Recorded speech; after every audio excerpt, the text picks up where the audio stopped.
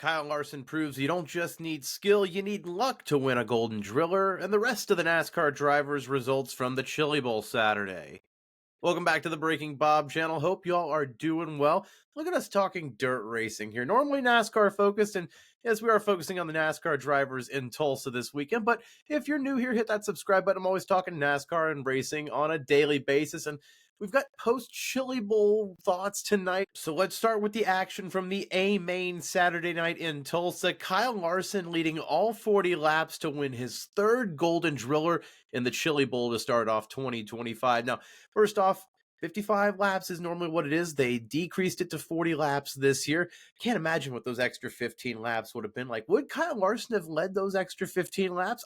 I don't know quite necessarily, but what a night. Kyle Larson with a 3 strikes and you're out approach tonight, living life on the edge, but getting there somehow or another in those 40 laps. 2 major incidents for Larson. Let's start with the 17 laps to go one.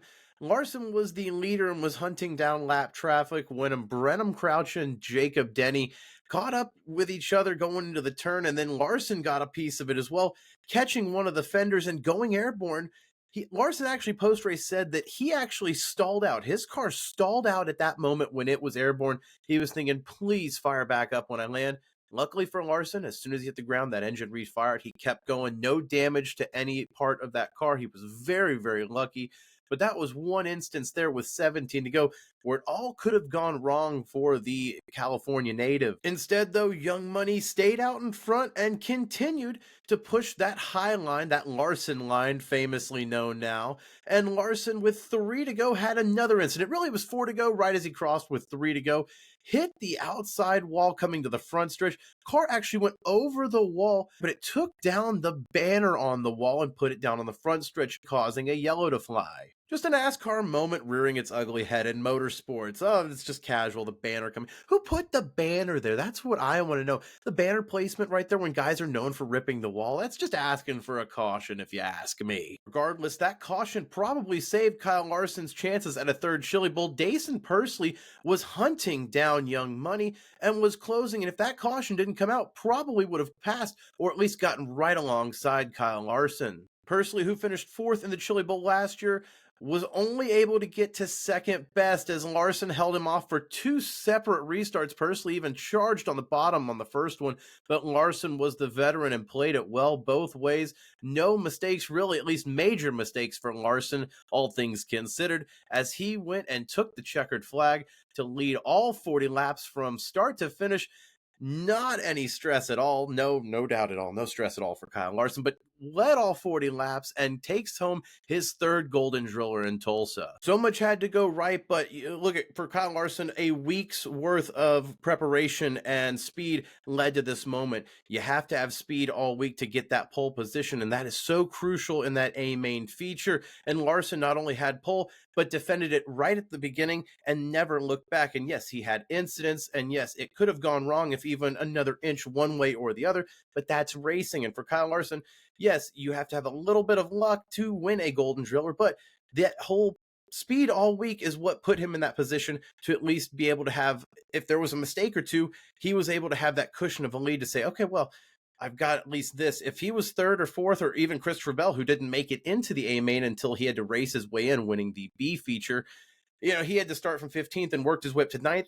Didn't get any further than that through the night. Kyle Larson was able to have clean air on a night where it was hard to pass, it seems like, for even though the track was in good condition. Credit to track officials.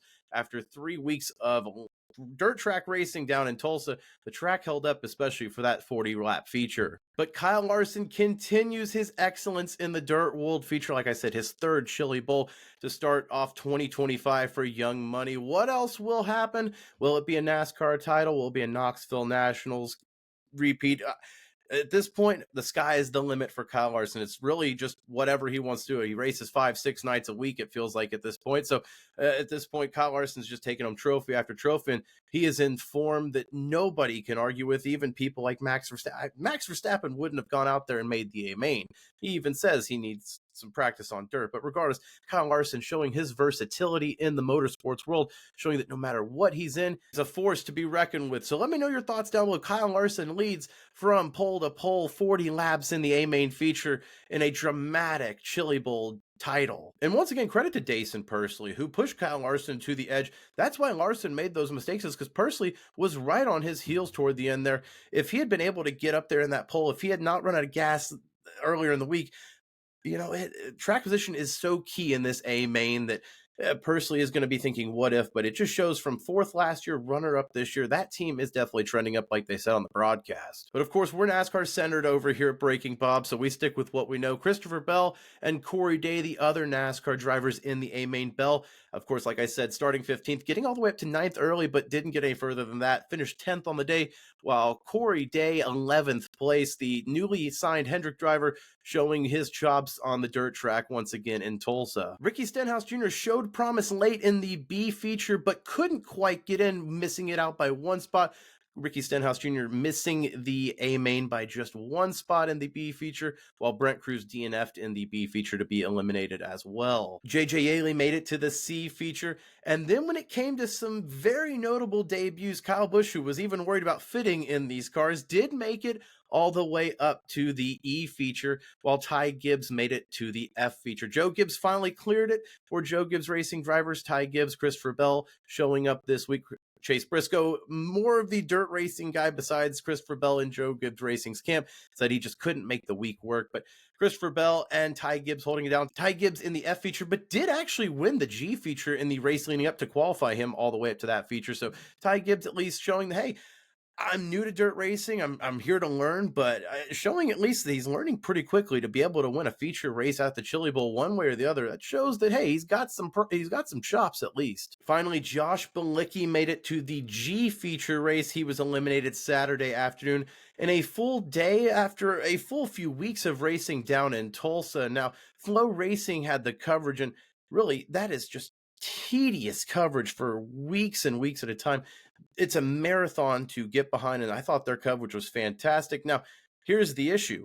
On Saturday night, the broadcast completely crapped out on their app. And when you're paying so much money per year, per month for these races, these marquee events on FloRacing, you go back to the Snowball Derby back in the winter with Dale Jr. at Florence, and how that stream went out. They had no way to back it up. At least tonight, FloRacing was able to put it on YouTube for free to the public, and at over one point, it was over 70,000 views. I know it was probably more than that during the actual A main, but for FloRacing, at least they turned their negative into a positive. And yes, I understand for the people that paid the money. Oh, I paid the money and I had to watch it for free like everyone else.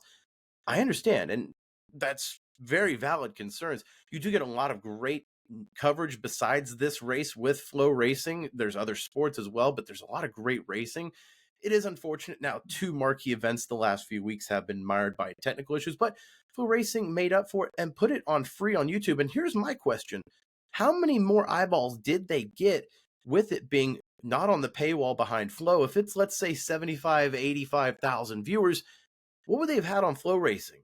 30, 40,000? So yes, they definitely had a black eye with the technical issues, but on the positive note, they made it more accessible to a lot more eyeballs, and it was great racing tonight that was on YouTube. And then they made the call, even when their app was good, hey, we're going to stay on YouTube and leave it for free tonight. So credit to FloRacing. I think that they handled a bad situation as good as they could, and even turned it into maybe even a net positive at the end of the night. So let me know your thoughts tonight about the Chili Bowl, the recap, Kyle Larson winning his 3rd Golden Driller. If you're new here, hit that subscribe button here to Breaking Bob. I'm always talking NASCAR and racing. Like this video, it helps me out a ton. I will be back for more coverage as the Clash is ramping up. Daytona will be here before you know it. Stay tuned for more, folks. Thanks for watching.